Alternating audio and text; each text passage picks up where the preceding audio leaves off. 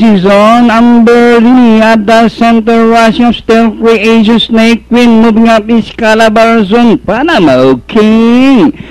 Steel Creation, Calabarzon, Amber Dini, Di San Diego is racing in fourth by about 2 lengths alongside fifth. Snake Queen, Panama King running by the unmoved. Third last, second last, Reyes Angel and Miss Manugit is the tail ender. Two runners matching their stripes.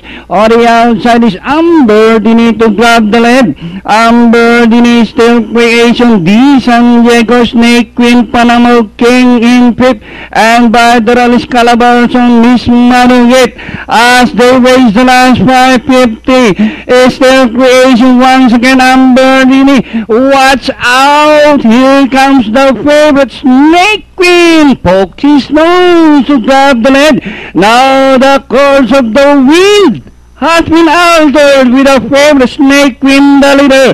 Panama King racing on the outside, Amber Dini, Steel Creation, San Diego Unnerved, and nearing the finish line, the favorite, 9, Snake Queen. Second, close, Di San Diego and Panama King. Fourth, Amber Dini, Steel Creation.